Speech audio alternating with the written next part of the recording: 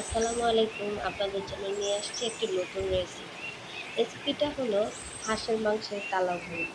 হাঁসের মাংস আমরা খাই, সচরাচর রান্না করে খাই, কখনো নারকেল দিয়ে খাই, কখনো এমনিই রান্না করি।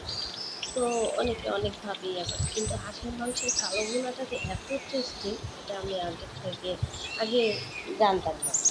যখন আমি আবার শিখলাম, তখন চিন্তা করলাম যে আমার চ্যানেলে একটু আপলোড করি হাঁসের মাংসের কালা ভুনা। হাঁসের মাংসের কালো ভুনাটাতে তেলটার পরিমাণটা কিন্তু যেটুকু আমি দিলাম, এই এইটুকুই, মানে অত লাগে না, কারণ হাঁসের মাংস থেকে তেলটা বের হয়। আর ওটা গরুর মাংসের কালা ভুনা আর এই মুরগির যে কালা ভুনাটা করে তার চেয়ে হাঁসের মাংসের কালা ভুনাটা খুব দ্রুত হয়।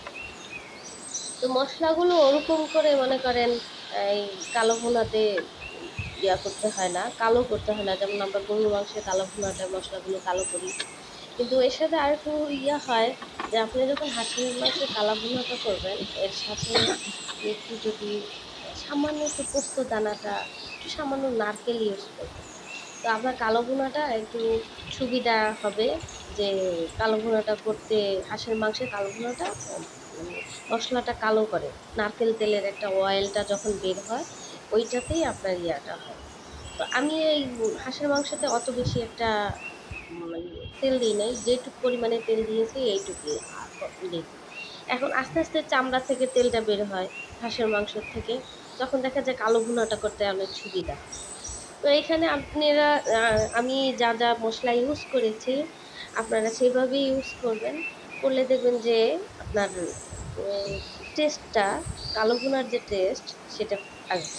গরুর মাংসের কালো ভুনাটা আমরা যেটা সচরাচর অনেক কিছু মানে আরও বেশি কিছু ইউজ করি। কিন্তু হাঁসের মাংসের, গরুর মাংসের কালো ভুনাটার সাথে ওইরকম ইউজ করলে দেখা গেছে যে কালো ভুনার মানে হাঁসের মাংসের যে একটা টেস্টি ভাব, সেটা গরুর মাংসের মতো নিয়ে আসবে। এইজন্য আমি গরুর মাংসের কালো ভুনা আর হাঁসের মাংসের কালো ভুনাতে ডিফারেন্সটা এখানেই বুঝতে পারি, কালো ভুনাটা খাওয়ার।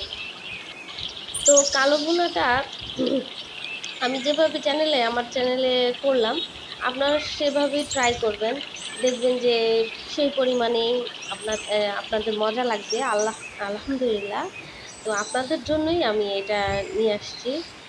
আর কেমন হলো জানাবেন। আল্লাহ হাফেজ।